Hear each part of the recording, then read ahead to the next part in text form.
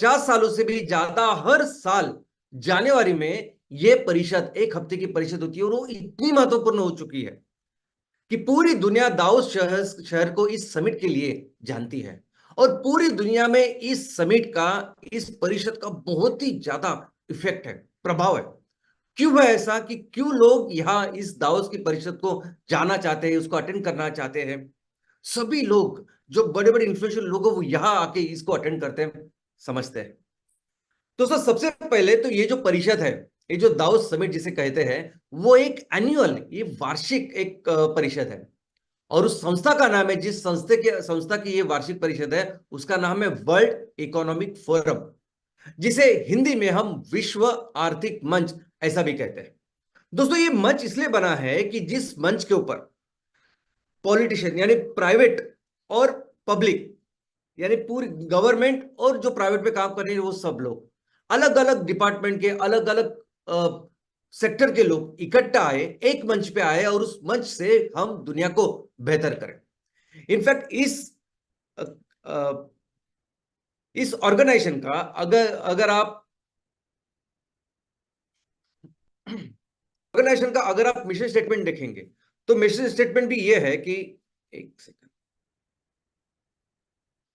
कि वो दुनिया में ऐसा मंच बनाना चाहते हैं कि जिस मंच के ऊपर सभी तरह के बिजनेसमैन, पॉलिटिशियन, एकेडमिशियंस, जो इसमें एकेडमिक्स में काम कर रहे हैं, संशोधक, और सभी तरह के अलग अलग विषयों के लीडर्स वो इकट्ठा आए, और इस मंच के ऊपर वो काम करके दुनिया को बेहतर करने की कोशिश करें, दुनिया को आज बेहतर करने की कोशिश करें, और दुनिया के आने वाले भविष्य को बेहतर करने की कोशिश करें। और ऐसा मंच उन्हें करना था, और इसीलिए उन्होंने इस मंच की शुरुआत की है। और यही उद्देश्य है इस मंच का, जिसे हम कहते हैं विश्व आर्थिक मंच। दोस्तों इस विश्व आर्थिक मंच की जो शुरुआत है वो 1971 में, यानी उस 1971 में हुई। और इसकी जो शुरुआत की, वो शुरुआत की एक इकोनॉमिक के प्रोफेसर ने, और जिस प्रोफेसर का, उनका नाम है क्लॉस श्वाब। दोस्तों एक इकोनॉमी के प्रोफेसर ने इतना बड़ा मंच, इतना इन्फ्लुएंशियल मंच कैसे बनाया? ये कहानी, ये इतिहास बहुत ही रोमांचक है। सबसे पहले समझते हैं कि 1971 में, 1971 में ये जो प्रोफेसर थे श्वाब, इनको एक ऐसी परिषद का आयोजन करना था कि जिस परिषद में वो यूरोप में जितने भी देश हैं, और उस देश में जितने भी बिजनेस लीडर हैं जो बिजनेस करते हैं, उनको वो मैनेजमेंट के पार्ट पढ़ाना चाहते थे, बस इतना ही। और इसका कारण भी यह है कि दोस्तों दुनिया में जो पहला विश्व युद्ध हुआ, विश्व युद्ध और दूसरा विश्व युद्ध, अगर इसकी पढ़ाई आप करोगे तो हमें पता चलेगा कि इस विश्व युद्ध में जो युद्ध हुआ वो बेसिकली यूरोपियन कंट्रीज या दो देशों के बीच में हुआ। दो गुट, दो अलग अलग देश थे, लेकिन वो यूरोप, मिडल ईस्ट, इसके ही सब देश थे, उनके बीच में ही इस युद्ध की शुरुआत हुई। पहला विश्व युद्ध होने के बाद भी दुनिया ने कोशिश की कि ये विश्व युद्ध आगे ये घटना ना हो, लेकिन फिर से दूसरा विश्व युद्ध हुआ। लेकिन दो विश्व युद्ध के बाद इस यूरोप में जितने भी देश थे, उनकी परिस्थिति बहुत ही चिंताजनक हो गई। उनकी जो इकोनॉमी थी, उस इकोनॉमी पे बहुत बुरा असर इस विश्व युद्ध की वजह से हुआ। तो उसके बाद कई सारी कोशिशें हुई कि कैसे इन देशों को, उनकी इकोनॉमी फिर से ट्रैक पर लाई जा सकती है, या इनकी इकोनॉमी कैसे बेहतर किया जा सकते हैं। इसके लिए कई सारी कोशिश हुई है, और उसी कोशिश में से एक ये कोशिश थी। 1971 में ये एक ऐसी कोशिश थी कि जिसमें यूरोप में सभी देशों में जितने भी बिजनेस लीडर थे, उनको बुलाना, उनकी एक परिषद लेना हफ्ते भर की, और उनको मैनेजमेंट के पाठ पढ़ाना। कौन से मैनेजमेंट? Business management. और कौन से? तो वो अमेरिकन बिजनेस मैनेजमेंट। उन दिनों सबसे ज्यादा फास्टेस्ट ग्रोइंग इकोनॉमी अगर कोई कोई थी, तो वो अमेरिकन थी। तो अमेरिकन इकोनॉमी कैसे तरक्की कर रहे हैं और कैसे हम तरक्की कर सकते हैं, ये मैनेजमेंट के पार्ट पढ़ाने के लिए, और पूरी इकोनॉमी और पूरे जो यूरोप के अलग अलग देश है वो इकट्ठा आ जाए, एक मंच पे आए, और पूरे यूरोप के इकोनॉमी को बेहतर करने, इस विचार के साथ सिर्फ मैनेजमेंट के पार्ट पढ़ाने के लिए पहले बार इस परिषद की शुरुआत हुई। लेकिन दूसरे ही साल, अगले ही साल, इस मैनेजमेंट का पाठ पढ़ाने के लिए खुद उस एक देश के, यूरोप में एक देश के जो प्रमुख थे वो आ गए। यानी आप समझ सकते हैं कितने दिल से इस परिषद की आयोजन किया गया,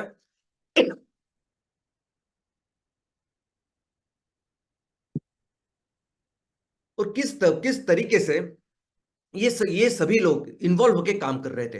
तो वो एक राष्ट्र के प्रमुख आते हैं और बिजनेस लीडर्स को बताने की कोशिश करते हैं कि कैसे मैनेजमेंट होना चाहिए। लेकिन अगले ही साल क्या हुआ कि सिर्फ मैनेजमेंट के पार्ट ही नहीं, तो अभी दुनिया में या यूरोप में जो सोशल और इकोनॉमिक इश्यूज थे, जो सामाजिक आर्थिक अलग अलग चीजें थी, जो जरूरी थी डिस्कस करना, जो जरूरी थी उसके ऊपर हल निकालना, इसके ऊपर डिस्कशन हुआ और बहुत ही प्रभावी, बहुत ही इंपॉर्टेंट ऐसी वो परिषद हुई। फिर 1974 में पहली बार इस परिषद ने यूरोप में जो अलग अलग पॉलिटिशियंस थे, जो राज कर रहे थे, उनको बुलाया, क्योंकि अगर यूरोप की परिस्थिति बेहतर करनी थी तो उनको लगा कि ये जरूरी है कि उनको उनका भी पार्टिसिपेशन हो। तो कहीं ना कहीं ये पब्लिक प्राइवेट पार्टनरशिप एक साथ हो जाए और इसको बेहतर बनाए बनाए इकोनॉमी को आगे लेके जाए।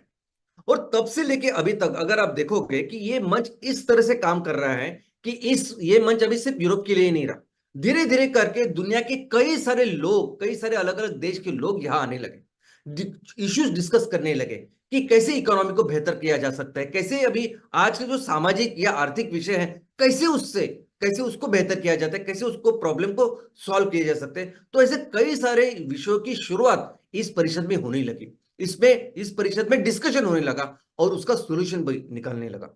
सिर्फ इतना ही नहीं, देश आई मीन कुछ देश के लोग, देश के प्रमुख या इंपॉर्टेंट लोग, वो इस मंच पे आके अपने अपनी देश की कुछ चीजें या ऑब्जेक्टिव या जो कुछ करना चाहते वो इस मंच पे रखने लगे।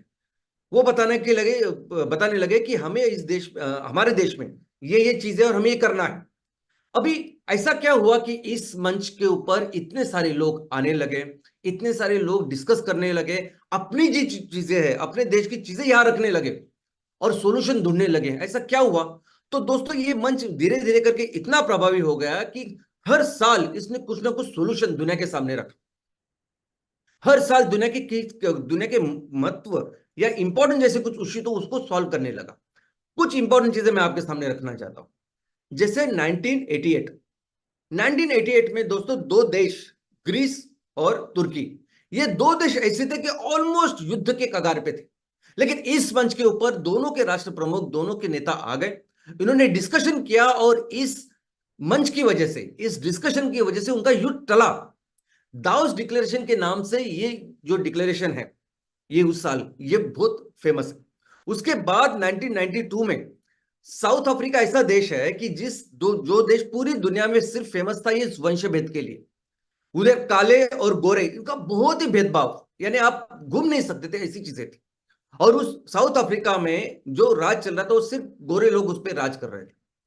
उसके अगेंस्ट नेल्सन मंडेला जी 27 साल जेल में थे और वो बाहर निकालने के बाद, ऑफकोर्स इस वंश भेद के खिलाफ वो जेल में थे, वो बाहर निकलने के बाद वो उस राष्ट्र के प्रमुख भी हो गए और उन्होंने वंश भेद निकाल दिया। लेकिन पहली बार साउथ अफ्रीका के जो लास्ट व्हाइट प्रेसिडेंट थे, जो गोरे प्रेसिडेंट थे, और नेल्सन मंडेला जी साउथ अफ्रीका के बाहर किसी एक मंच पे मिले तो वे मंच था, ये इतना इंपॉर्टेंट प्रभावी मंच था। 1994 में आज जो गाजा पट्टी पे जो युद्ध चालू है इजराइल और पैलेस्टाइन के बीच में, ये बहुत पहले के उनका उनका इश्यूज है। 1994 में इन दोनों देश के जो प्रमुख है इस मंच पे आए और उन्होंने डिक्लेरेशन साइन किया, उस टाइम को युद्ध को टाला। ये इतना ही नहीं, ये मंच इतना प्रभावी, इतना इंपॉर्टेंट बन गया कि हर देश आना चाहता है कि चाहता था कि इस मंच पे आए, अपनी चीजें रखे, इस मंच का एक हिस्सा बने। नॉर्थ कोरिया ने भी वो कोशिश की, 2015 में वो आए, लेकिन उसके बाद उन्होंने न्यूक्लियर एटम की टेस्ट की और उसके बाद फिर से उन्हें इस मंच से निकाल दिया गया। लेकिन इंपॉर्टेंटली 2017 में चीन के जो प्रमुख है अध्यक्ष जिनपिंग, वो खुद आए और इस मंच के ऊपर उन्होंने दुनिया के सामने रखा कि चीन पर्यावरण विरोधी नहीं है, तो चीन एक रिस्पॉन्सिबल, एक जिम्मेदार देश है। दोस्तों ऐसा क्या है इस मंच में कि जहां जिनपिंग, अभी पूरी दुनिया को पता है कि चीन ऐसा देश है कि आज के तारीख में जितना भी कोयला इस्तेमाल होता है 50% से आधे से ज्यादा कोयला सिर्फ एक देश यानी चीन इस्तेमाल करता है। दूसरी जगह अभी आज इलेक्ट्रिक व्हीकल को लेके या बैटरी को लेके जो भी माइनिंग हो रही है और जो परिस्थिति आज अफ्रीका में है, उसके लिए बहुत बहुत हद तक चीन जिम्मेदार है। और पूरी दुनिया में ऐसा कहा सुनी होती है, कम ज्यादा चीन को बोलते हैं, लेकिन इस मंच पे चीन के प्रमुख आते हैं और पूरी दुनिया को बोलते हैं कि नहीं, ऐसा नहीं है, हम रिस्पॉन्सिबल नेशन है, हम जिम्मेदार देश है। इस मंच इतना इंपॉर्टेंट ये देश, इतना इंपॉर्टेंट मंच है कि खुद उसके अध्यक्ष आते हैं और ये बात कर रहे हैं। 2018 में हमारे पंत प्रधान माननीय मोदी साहब वो भी वहां गए थे और इस परिषद की शुरुआत जिस लेक्चर से हुई, जिस की नोट से हुई, वो हमारे मोदी साहब ने दी थी। दोस्तों इतना ही नहीं, तो अलग अलग जो सोशल इश्यूज है, अलग अलग जो एरियाज है जिसमें लोग उल्लेखनीय काम कर रहे हैं, ऐसे भी लोग यहाँ आते हैं और अपनी बातें रखते हैं, दुनिया के सामने रखते हैं। जैसे ग्रेटा थनबर्ग, इन्होंने भी ग्लोबल वार्मिंग के खिलाफ जो जंग शुरुआत की है, जो काम शुरुआत किए है, वो भी इस मंच में आके उन्होंने काम किया। और ऐसे ऑलमोस्ट हर सेक्शन के, हर अलग अलग विषय के लोग इस आते हैं और इस मंच पे अपनी बात रखते हैं। तो क्या है इस परिषद में, क्या है इस मंच के ऊपर, क्यों ये मंच इतना इन्फ्लुएंशियल है, क्यों इस मंच पे दुनिया के सभी लोग आते हैं, अपनी बात रखना चाहते हैं, सब कुछ करना चाहते हैं और करते भी हैं। यानी नॉर्थ कोरिया हो, चीन हो, अमेरिका हो, हर देश इस मंच के ऊपर आता है। क्या खास है इसमें? तो दोस्तों सबसे पहले तो मैं बताता हूं कि ये जो मंच है, ये मंच किसी कायदे कानून की वजह से नहीं बना, किसी राष्ट्र का कायदा कानून है उसकी वजह से मंच बना और काम कर रहा है, बिल्कुल ऐसे नहीं। तो ये मंच यानी एक इंटरनेशनल एक एनजीओ है, नॉन गवर्नमेंटल ऑर्गेनाइजेशन। तो वो नॉन एनजीओ जैसे ही काम करता है, तो इसको कोई लिमिट नहीं है। इस मंच के ऊपर कोई भी आके अपनी बात रख सकता है, पहले तो एक बात। यानी अगर आप यूनाइटेड नेशन देखोगे, वो जैसे सरकारी एक प्लेटफॉर्म है, गवर्नमेंट का प्लेटफॉर्म, वहां अध्यक्ष आते हैं और काम करते हैं। इकोनॉमिक प्लेटफॉर्म होता है, जिस इकोनॉमिक प्लेटफॉर्म पे लोग बिजनेसमैन आते हैं और अपनी बातें रखते हैं। एनजीओ का एक प्लेटफॉर्म होता है कि जहां एनजीओ आते हैं और अपनी बात रखते हैं। लेकिन ये ऐसा प्लेटफॉर्म है कि जो दुनिया के कोई भी विषय का, कोई भी सेक्टर का, अगर कोई भी जिम्मेदार आदमी है, इंपॉर्टेंट आदमी, वो आ सकता है और वो अपनी बात रख सकता है। लेकिन उससे भी ज्यादा इंपॉर्टेंट यह है कि ये एक ऐसा मंच है कि जिसपे लोग आते हैं, अपनी बात रखते हैं और जो इसमें डिसीजन होता है वो होता ही है। ये बहुत ही स्ट्रांग लॉबिंग ऑर्गेनाइजेशन है। यानी एक बार इस मंच के ऊपर अगर कुछ डिसीजन हुआ तो वो एग्जीक्यूट होता है। ऐसे कैसे? इस मंच पर, अगर इस मंच पे लोगों ने आके कुछ डिसाइड कर दिया, कुछ बात रखी या एक डिसीजन ले लिया, तो वो एग्जीक्यूट होता है दुनिया के लोगों पे। इसका क्या कारण है? तो इसका बहुत ही स्ट्रांग इकोनॉमिक रीजन है, बहुत ही स्ट्रांग ऐसा आर्थिक कारण है। क्या है वो आर्थिक कारण? तो दोस्तों यह जो मंच है, ये आज की तारीख में जो चला रहा है, जो फंडिंग इनको मिलती है, बेसिकली ये मंच जो चलाते हैं वो दुनिया की सबसे बड़ी 1000 मल्टीनेशनल कंपनी है। तो दुनिया में सबसे बड़ी जो 1000 ऊपर की मल्टीनेशनल कंपनीज है, जिनके बिजनेसेस दुनिया में अनेक देशों में, जिनके इतने रेवेन्यूज है, जितने जिनका इतना बिजनेस वो करते हैं कि कई सारे देशों के जो जीडीपी है उनसे भी ज्यादा इनके बिजनेसेस है। और दोस्तों एक कहावत है जो पूरी दुनिया में लागू होती है कि राजा कोई भी हो, राज हमेशा करते हैं बिजनेसमैन। और वो बहुत सही है। ये जो लोग हैं, ये जो 1000 मल्टीनेशनल कंपनीज है, इतनी स्ट्रांग है कि अपने देश नहीं, कई सारे देशों के आर्थिक ही नहीं, सामाजिक राजकीय भी चीजों में उनका बहुत स्ट्रांग ऐसा प्रभाव है, वो चीज करा के ले सकते हैं। इनफैक्ट हम जानते हैं कि कई सारे देशों में जो नेता चुन के आते हैं, ऐसी ही कंपनी के सपोर्ट से आते हैं। तो इसीलिए ये मंच इतना स्ट्रांग है, इतना पावरफुल है कि अगर यहां कुछ हो गया या कुछ डिसाइड हो गया तो वो एग्जीक्यूट होता है। इसलिए इस मंच पर सभी देश के लोग आना चाहते हैं, क्योंकि ये 1000 जो मल्टीनेशनल कंपनीज ये इसको चलाती है। और दोस्तों इस परिषद में सिर्फ 3000 इन्वाइटीज होती है, सिर्फ 3000 आमंत्रण दिए जाते हैं और उनको बुलाया जाता है। और एक बार कुछ डिसाइड हुआ तो उसके बाद वो रीजनल मीटिंग्स लेते हैं उसको एग्जीक्यूट करने के लिए। जैसे अभी ये भारत की मीटिंग है, भारत की लोकल मीटिंग है कुछ चीजें एग्जीक्यूट करने की। और ये जो मंच है, इस मंच का जो मेन हेड ऑफिस है शुरुआत से, वो स्विट्जरलैंड में है। लेकिन अभी इसके रीजनल ऑफिसेज भी है, अमेरिका में न्यूयॉर्क, चीन में बीजिंग और जापान में टोक्यो। ऐसे 3 रीजनल ऑफिसेज इस मंच के हैं। दोस्तों इस मंच का एक स्पेशल ऐसे डिपार्टमेंट है जिसे सोशल एंटरप्रेन्योरशिप ऐसा कहा जाता है। जो उनके जो संस्थापक है श्वाब, वो श्वाब उनका एक फाउंडेशन है उनके ही नाम से। तो उस फाउंडेशन बेसिकली एक सिंगल विषय पे काम करता है और वो है सामाजिक उपक्रमशीलता और उद्योजकता। यानी सामाजिक विषय में अगर आप कुछ काम कर रहे हैं, अच्छा काम कर रहे हैं, तो आप अपनी बातें इस मंच पर रख सकते हैं और आपको फिर बहुत अच्छा सपोर्ट इस मंच से मिलता है। तो दोस्तों एक बहुत ही इंपॉर्टेंट चीज इस मंच की यह है कि ये थिंक टैंक करके काम करता है। यानी दुनिया भर के ऐसे लोग, संशोधक जो दुनिया के लिए, इस सोशल इश्यूज के लिए काम करते हैं, जो चाहते हैं कि ये दुनिया बेहतर हो, आने वाला भविष्य बेहतर हो, ये लोग अपनी बातें इस मंच पे ऊपर रखते हैं। ये मंच एक ऐसा मंच है कि जिस मंच से कई सारे सोशल रिपोर्ट्स की शुरुआत हुई है। यानी शुरुआत इस मंच के ऊपर हुई, बाद में हर साल वो रिपोर्ट प्रकाशित होता है। वो देख वो देखते हैं हम कौन से। दोस्तों सबसे पहला तो है ग्लोबल कॉम्पिटिटिवनेस रिपोर्ट। ये जो रिपोर्ट है आप देख सकते हैं कि जिस जो ब्रैकेट में साल लिखा है उस साल से इसकी शुरुआत हुई है। ये रिपोर्ट पूरी दुनिया में कोई किसी भी देश की इकोनॉमी कितनी कॉम्पिटिटिव है, कितनी अच्छी तरीके से बिजनेस को आगे लेके जा रही है, उसका इंडेक्स है जो हर साल प्रकाशित होता है। लगभग 64 यानी 64 देश इस इंडेक्स में है और भारत का क्रम अभी इस साल 2023 का जो रिपोर्ट है उसके अनुसार 40वां है। उसके अलावा ग्लोबल इंफॉर्मेशन टेक्नोलॉजी रिपोर्ट, जिसको अभी टेक्नोलॉजी एंड इनोवेशन रिपोर्ट के नाम से भी जाना जाता है, वो भी पहली बार 2001 में इसी मंच के ऊपर रखा गया था। उसके अलावा ग्लोबल जेंडर गैप रिपोर्ट, ये रिपोर्ट भी पहली बार इस मंच के ऊपर रखा गया है और हर साल आज देशों में, हर देश में जेंडर गैप यानी स्त्री पुरुष में कितना असमानता है, कितना भेद है, इसका रिपोर्ट ये बयां करता है।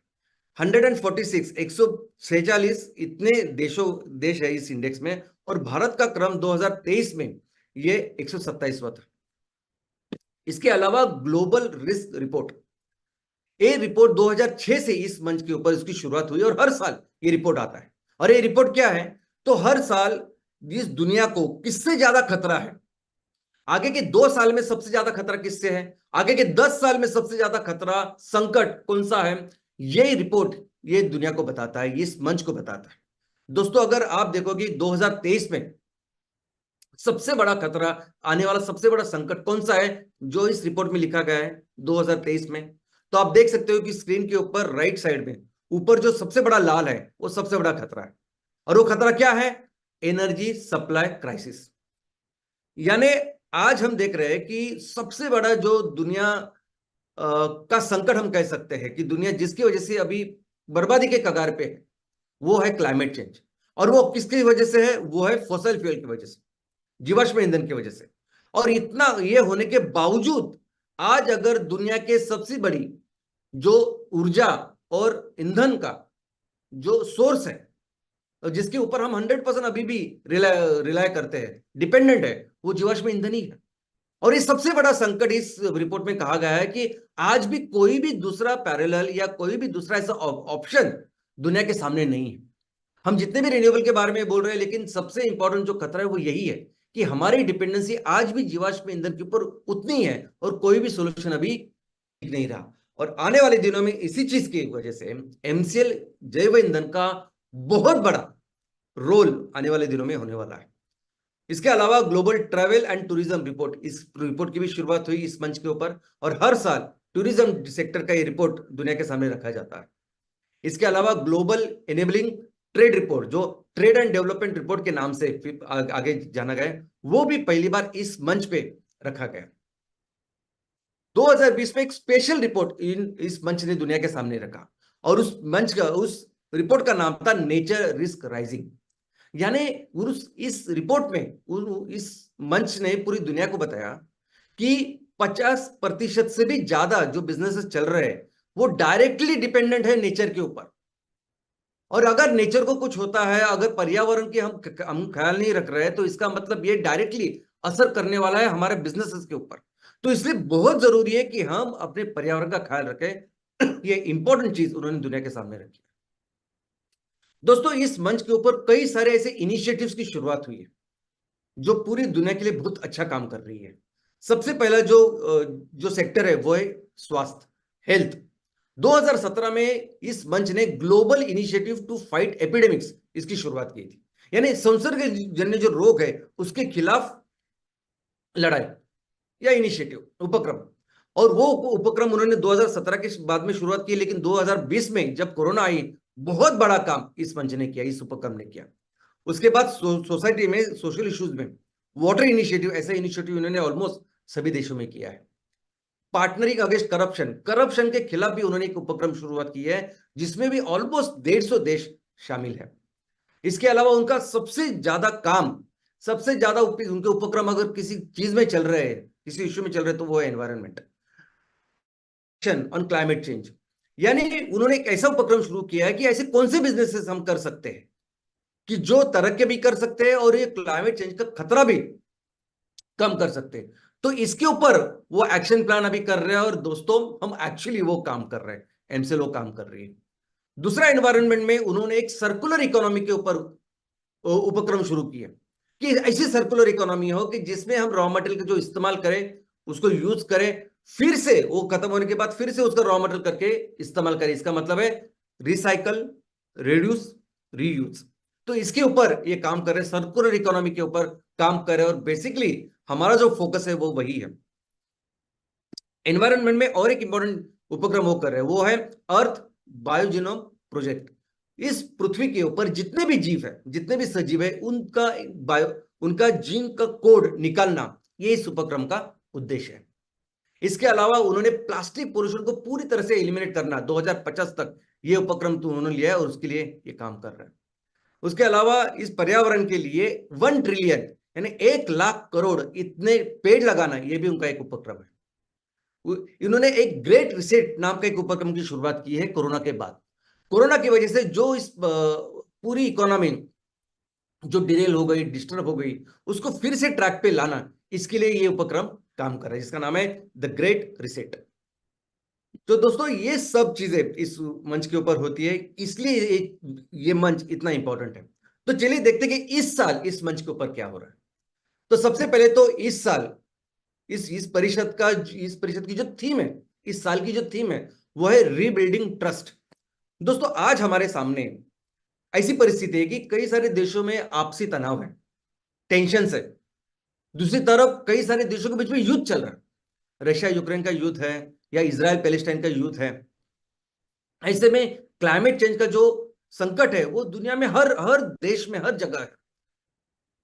और दूसरी जगह ऐसी टेक्नोलॉजी आ रही है कि जिस टेक्नोलॉजी को मिलके वो अच्छा करेगी, बुरा करेगी, लोगों को पता नहीं।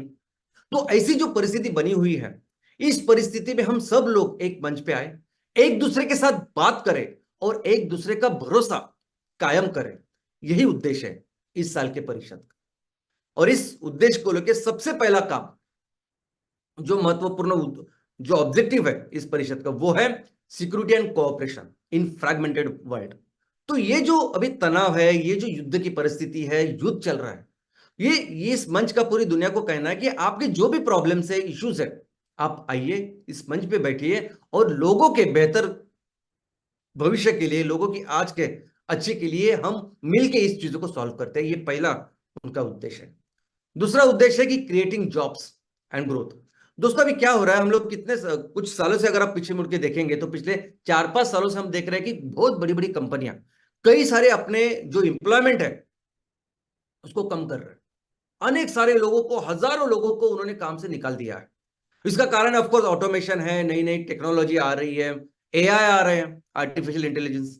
तो इसके वजह से उन्होंने लोगों को कम कर रहे हैं। लेकिन इस मंच का एक ये भी उद्देश्य है कि आने वाले दिनों में जो डेवलपमेंट हो रही है, ग्रोथ हो रही है, उसके साथ हमें लोगों का भी ख्याल रखना होगा। लोगों के लिए जॉब्स, एम्प्लॉयमेंट क्रिएट करनी होगी। ये बहुत इंपॉर्टेंट थीम इस साल की है। तीसरी थीम है कि आर्टिफिशियल इंटेलिजेंस। दोस्तों आर्टिफिशियल इंटेलिजेंस, ये जो टेक्नोलॉजी है, एआई जिसे हम कहते हैं, ये बेसिकली बेहतर इकोनॉमी के लिए, बेहतर सोसाइटी के लिए बनाई। लेकिन हम देख रहे हैं कि कई सारे ऐसे लोग हैं कि जो अभी इस चीज का फायदा गलत इस्तेमाल कर रहे हैं और कर सकते हैं। तो इसलिए इस मंच के ऊपर एक बहुत ही इंपॉर्टेंट उन्होंने ये उद्देश्य रखा है कि इस चीज का जो उपयोग है वो हमेशा अच्छे के लिए हमें करना चाहिए, और जो गलत चीजें हो रही है उसको रोकें। और सबसे अहम, सबसे इंपॉर्टेंट इशू इस परिषद का, यानी ऑब्जेक्टिव, लक्ष्य इस परिषद का अगर कोई है तो वह है climate, nature and energy strategy. दोस्तों पिछले सप्ताह से ये सबसे अहम, सबसे इंपॉर्टेंट मुद्दा है जिसके ऊपर डिस्कशन हो रहा है, लोग काम कर रहे हैं। और क्या काम कर रहे हैं? तो पहला उनका जो उद्देश्य है वो है कि 2050 तक उनको कार्बन न्यूट्रल कंजम्पशन तैयार करना है। वो देखो, अभी एक बहुत इंपॉर्टेंट चीज है कि पूरी दुनिया भी इस पे काम कर रही है कि 2050 तक हम ऐसी परिस्थिति में पहुंचे कि जहां हर कंजम्पशन कार्बन न्यूट्रल हो। यानी कंजम्पशन यानी हर चीज जो हम इस्तेमाल करते हैं, हम ईंधन का इस्तेमाल कर रहे हैं, हम कई सारी चीजें जो पहनते हैं या इस्तेमाल करते हैं, खाना खाते हैं, हर चीज कार्बन न्यूट्रल हो। इसका मतलब अगर सिर्फ ईंधन के बारे में अगर आप देखोगे तो एक तरह से ईंधन तैयार होने के बाद जितना भी कार्बन डाइऑक्साइड हम पर्यावरण में डाल रहे हैं उतना कार्बन डाइऑक्साइड आना चाहिए। ये इसको हम कहते हैं कार्बन न्यूट्रलिटी। और ये कार्बन न्यूट्रलिटी उन्हें कायम करनी है 2050 तक। कैसे करें? और बात सिर्फ ईंधन की नहीं है, बात ईंधन की नहीं है, बात बाकी की चीजों की भी है। हम देख रहे हैं कि फॉसिल फ्यूल से जितना पोल्यूशन होता है उसके दूसरे क्रमांक, दूसरे स्थान पे है कपड़े, टेक्सटाइल। सबसे ज्यादा पोल्यूशन ईंधन के बाद कपड़े हो रहे। तो बात सिर्फ ईंधन की नहीं, कई सारी चीजों की।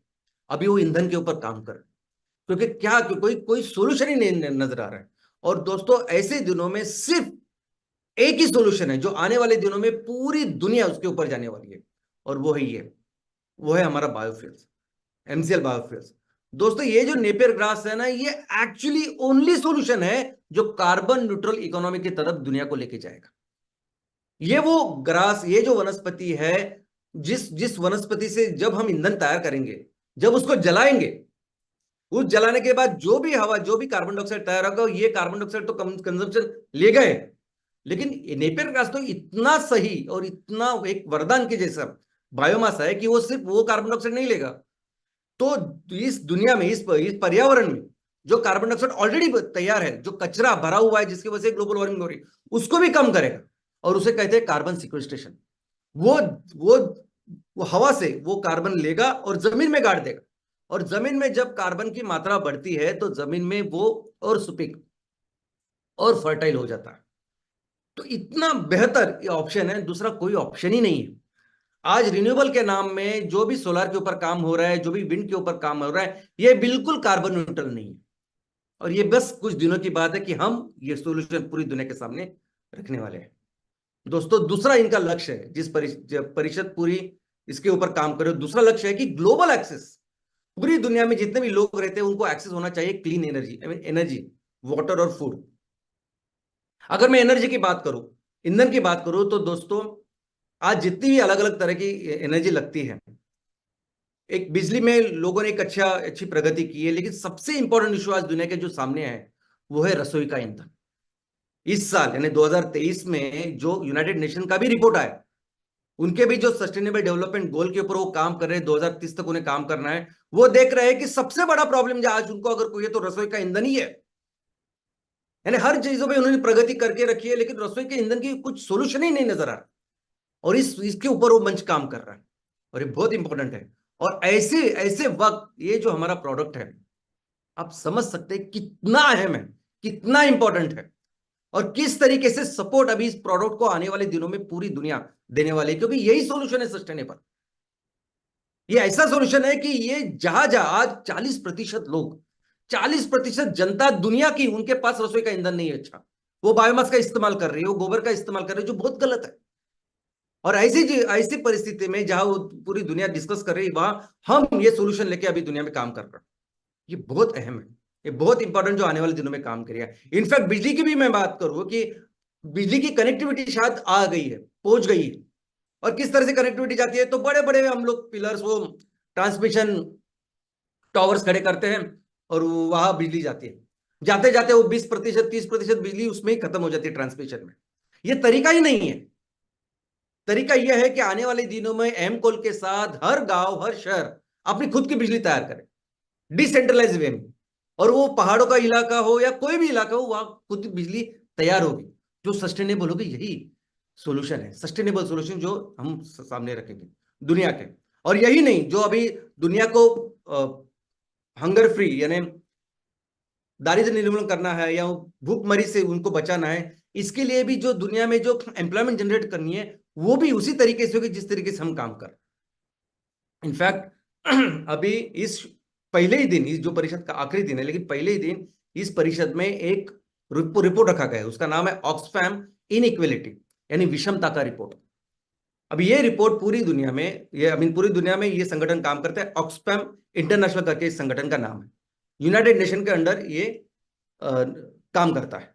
और इस मंच के ऊपर इसने वो रिपोर्ट रखी है। क्या कहती है रिपोर्ट? रिपोर्ट कहती है कि 2020 के बाद, कोरोना के बाद, जो पूरी दुनिया की इकोनॉमी है वो थोड़ी सी उसकी ग्रोथ कम हो गई। इसका बहुत भारी असर करोड़ों लोगों पे पड़ा। यानी आज हमारे दुनिया की जो आबादी है वो 8 अरब है। 8 अरब में से 5 अरब लोग, उनका इनकम 2020 के बाद कम हुआ है। बहुत सारे लोग वो अभी दारिद्र्य रेखा के नीचे गए हैं, ऐसा इस रिपोर्ट कहा कहती है। लेकिन एट द सेम टाइम 2020 के बाद पिछले 4 सालों में कुछ लोग ऐसे, ये 1% वो लोग ऐसे कि जिनकी संपत्ति बढ़ रही है, बहुत बढ़ रही है।